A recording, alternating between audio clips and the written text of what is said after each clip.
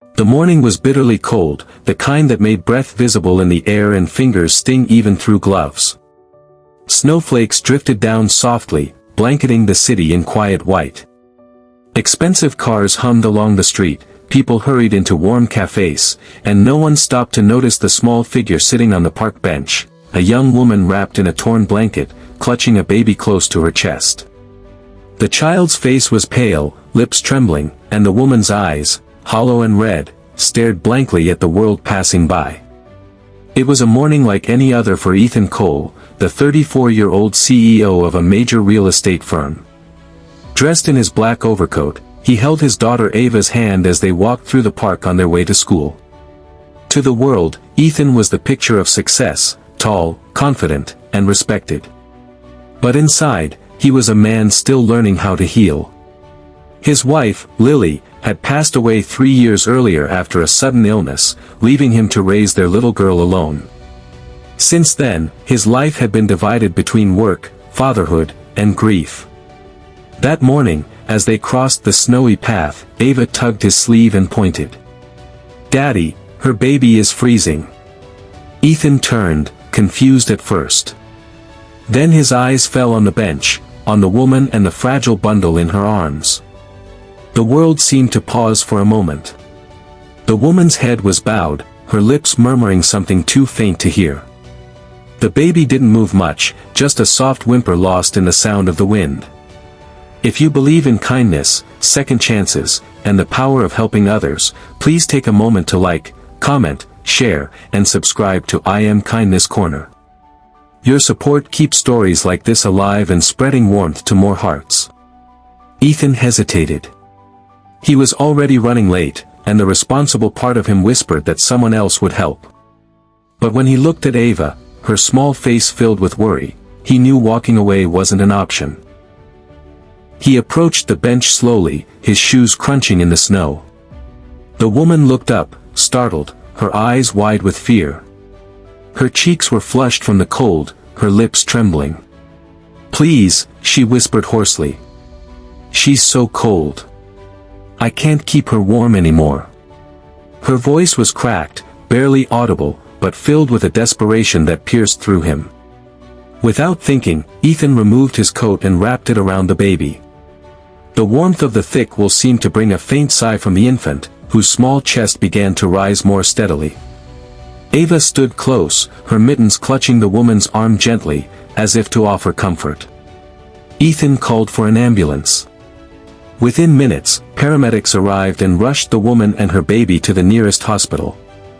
He followed behind, Ava's hand tight in his. Inside the emergency room, the doctors confirmed what Ethan feared: the baby was severely hypothermic, and the mother was malnourished and weak.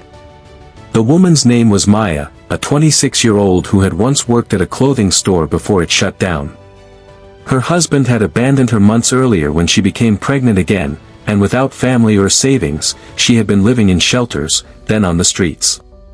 The previous night's storm had forced her to take refuge in the park, where she nearly lost her baby to the cold.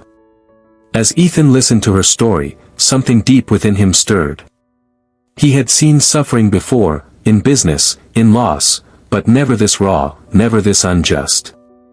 Maya's trembling hands, her whispered apologies for being a burden, reminded him of his wife's last days, how Lily, even in pain, always worried about everyone else before herself. Days turned into a week. Ethan and Ava visited Maya and her baby, whom she called Ella, every day. Ava would bring little drawings or her old toys to cheer the baby up. Ethan, despite his busy schedule, found himself sitting longer at the hospital than in his office. There was something about Maya's quiet resilience that moved him, the way she smiled even when her hands shook, the way she thanked the nurses even as she worried about her future. When the doctors finally said Maya and Ella were stable enough to leave, Ethan realized he couldn't just let them go back to nowhere. He offered her a temporary place to stay, the guest house behind his home. She resisted at first, pride and fear holding her back, but eventually, she agreed after Ava begged her, saying, "Please, just until you get warm again." The first days were awkward. Maya felt out of place in the spacious, warm house. She helped with chores, refused to eat until everyone else had, and often stood by the window at night, staring out at the falling snow as if afraid it would swallow her up again. Ethan noticed her silence but didn't push. He knew what it was like to lose everything, and how fragile hope could be when it starts to return. Slowly, a rhythm developed. Maya would help Ava get ready for school, cook small meals, and sew clothes for Ella using leftover fabric. Ethan began to see her not as someone broken, but as someone rebuilding piece by piece. Her kindness toward Ava, her gratitude for the smallest things, they softened something in him he didn't know had hardened. But kindness alone doesn't erase hardship. One evening, while Ethan was at work, Maya received a call from the shelter. A social worker had traced her husband, who wanted to claim custody of Ella. Maya was terrified. He had been abusive, violent, and had left her with nothing. Now he wanted to use the baby to get welfare money. She broke down, her tears silent but endless. When Ethan returned, he found her sitting on the floor, shaking. For the first time, she opened up completely, about the nights she slept in bus stations, about the insults, the hunger, the fear that someone would take her baby away. Ethan listened quietly, then promised her something simple but powerful. "You're safe now. I won't let anyone hurt you again." Those words changed everything. In the following days, Ethan used his resources and contacts to help Maya file for full custody and legal protection. He arranged for her to receive job training at one of his company's community centers. Maya worked hard, determined not to rely on pity.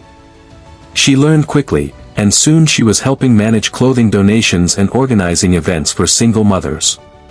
Ava adored her and little Ella like family. The house, once quiet and heavy with absence, filled again with laughter, soft at first, then stronger each day. Ethan found himself smiling more, eating dinners with them, telling Ava bedtime stories without the usual ache in his chest.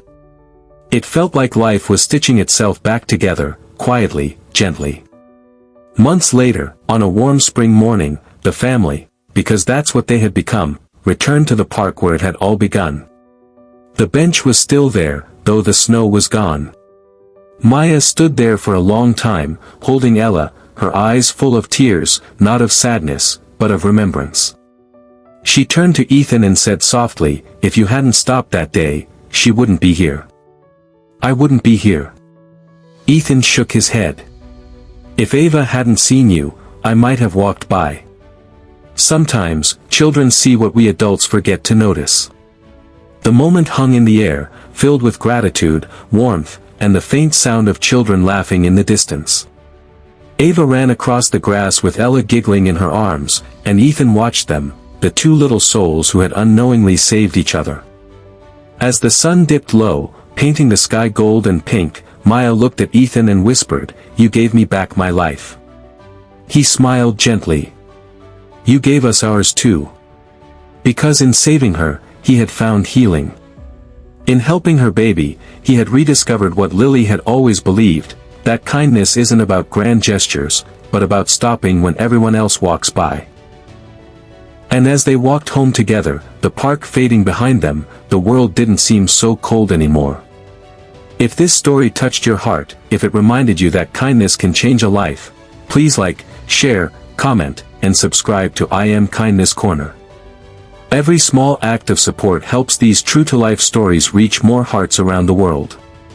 Speech balloon special request, comment below, kindness still exists, if you believe one small act can make the world warmer again.